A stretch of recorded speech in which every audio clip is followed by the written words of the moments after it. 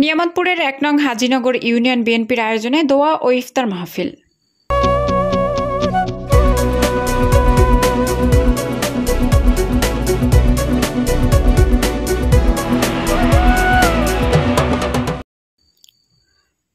আসসালামু আলাইকুম। এডিপি বাংলার সংবাদে সবাইকে স্বাগত জানাচ্ছি সুমা আহমেদ। নিজস্ব প্রতিনিধি শেখ রুবেল আহমেদের পাঠানো তথ্যচিত্রে দেখুন বিস্তারিত।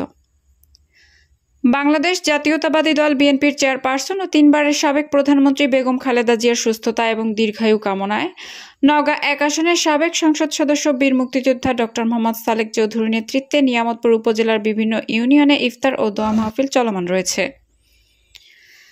তারই ধারাবাহিকতায় সোমবার নিয়ামতপুর উপজেলার ১ নং হাজিনগর ইউনিয়ন বিএনপি ও অঙ্গ সংগঠনের আয়োজনে ইউনিয়নের মোহাম্মদপুর সরকারি প্রাথমিক স্কুল মাঠে দোয়া আলোচনা সভা ও ইফতার মাহফিল অনুষ্ঠিত হয়। আলোচনা সভায় ১ নং হাজিনগর ইউনিয়ন বিএনপির সাবেক সিনিয়র সহসভাপতি আশরাফ আলীর সভাপতিত্বে নিয়ামতপুর উপজেলা ছাত্রদলের যুগ্ম আহ্বায়ক নাজমুল হক নাজুর সঞ্চালনায় প্রধান অতিথি হিসেবে উপস্থিত ছিলেন নওগাঁ ১ আসনের সাবেক সংসদ সদস্য বীর মুক্তিযোদ্ধা ডক্টর মোহাম্মদ সালেক চৌধুরী। প্রধান বক্তা হিসেবে বক্তব্য রাখেন বিএনপির চেয়ারপারসন বেগম খালেদা জিয়ার উপদেষ্টা মণ্ডলীর অন্যতম সদস্য ইঞ্জিনিয়ার খালেদ হাসান পাইম। বিশেষ অতিথি হিসেবে উপস্থিত ছিলেন নিয়ামতপুর উপজেলা বিএনপির নবনির্বাচিত সাংগঠনিক সম্পাদক শামীম রেজা চৌধুরী বাদশাহ। বিশেষ অতিথি হিসেবে উপস্থিত ছিলেন নিয়ামতপুর উপজেলার সাবেক সাংগঠনিক সম্পাদক আমিনুর রহমান ও বিআরটিভি চেয়ারম্যান আব্দুর রহমান বাবু। ১ নং হাজিনগর ইউনিয়ন পরিষদের সাবেক চেয়ারম্যান আমিনুল ইসলাম ভিপি, নিয়ামতপুর উপজেলা যুবদলের আহ্বায়ক মঞ্জুরুল ইসলাম, নিয়ামতপুর উপজেলা যুবদলের যুগ্ম আহ্বায়ক মেহেদি হাসান, যুগ্ম আহ্বায়ক আরিফুল ইসলাম, উপজেলা যুবদলের সাবেক সহসভাপতি সালাউদ্দিন সিরাজি, নিয়ামতপুর উপজেলা ছাত্রদলের আহ্বায়ক সালাউদ্দিন গাজী, এমদাদুল হক কাফি সহ প্রমুখ। আলোচনার সভা ও দোয়া মাহফিল শেষে আলোচনা সভার সভাপতি আশরাফ আলী আমাদেরকে জানান প্রায় কয়েক হাজার মুসল্লিকে একসাথে ইফতার করানো হয়।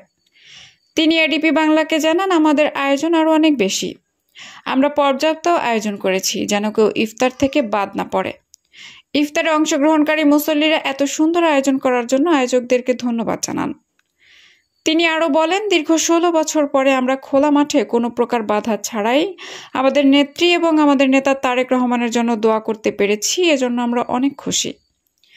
অনুষ্ঠান শেষে কয়েক হাজার মুসল্লিকে সাথে নিয়ে দেশনেত্রী বেগম খালেদা জিয়ার জন্য দোয়া করা হয় এবং দোয়া শেষে দুস্থ অসহায় ও আগত মুসল্লিদেরকে নিয়ে ইফতার করা হয়।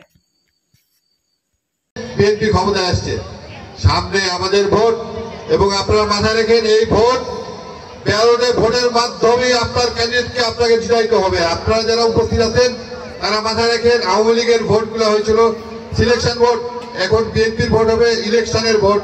ব্যালটের মাধ্যমে ভোট দিয়ে আপনার ক্যান্ডিডেটকে আপনি জিতাবেন। সকলের প্রতি আমার ইফতার মাহফিলের প্রাণ ঢালা অভিনন্দন। এখানে বক্তৃতা দেওয়া কিছুই নাই, আপনারা সবাই জানেন এবং বোঝেন। ডাক্তার সালেক চৌধুরী যেমন কোনো বিকল্প নাই, আগামী দিনে উনি যখন নির্বাচনে দাঁড়াবেন আমাদের উচিত এবং দায়িত্ব এবং কর্তব্য করে দেবে আমরা সকলে মিলে তাকে ভোট দিয়ে মন্দির মসজিদ রক্ষা করবেন। একই কথা বলেছিলেন আমাদের প্রাণ প্রিয় নেতা ডাক্তার মোহাম্মদ সালেক চৌধুরী, আমাদের ডেকে বলেছিলেন তোমরা এলাকায় যাও, সংখ্যালঘুদের রক্ষা করো, এলাকার সংখ্যালঘু হিন্দু আদিবাসী বৌদ্ধ খ্রিস্টান তাদের বাড়িঘর রক্ষা করো, তাদের মন্দির রক্ষা করো, তারেক রহমানের বার্তা পৌঁছে দাও। সেই আলোকে বাংলাদেশ জাতীয়তাবাদী দল হাজিনগর ইউনিয়নের মানুষ সেই দিনের পর থেকে এই হাজিনগর ইউনিয়ন অধিকাংশ মানুষ আদিবাসী হিন্দু খ্রিস্টান তাদের আমরা বিভিন্ন দুর্গা পূজা। সালেক চৌধুরী বিগত দিনে ৩ বারের এমপি ছিলেন, উনাকে কোনো দুর্নীতি স্পর্শ করতে পারেনি, আপনারা জানেন।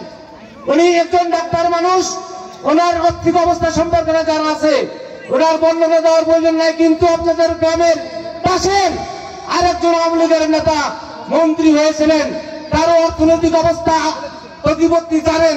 উনি সারা বাংলাদেশের অর্ধেক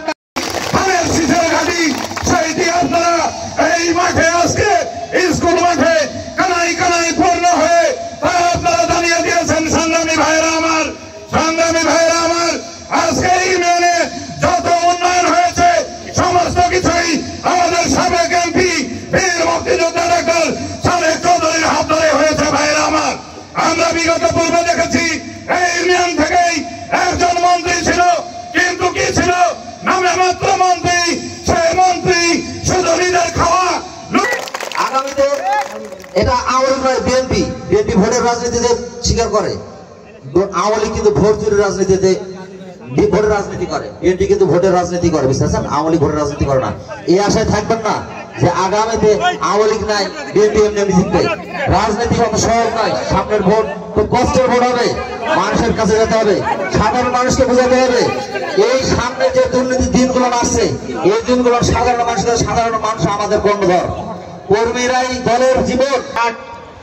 68টা মতো একটাও আওয়ামী লীগের নাই।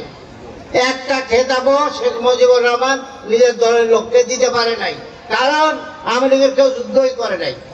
তারা কি করছে? তারা যেমন আমার এখানে ছিল যেমন আজিজুর রহমান, তার বড় ছেলে হেনা, আর আমি একই বয়সের, কয়েক পাঁচ ছোট বড়।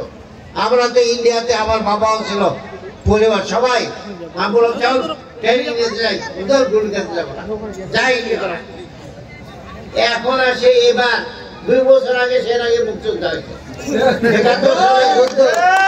71 সালে যুদ্ধ হয়েছে, আর 2 বছর আগে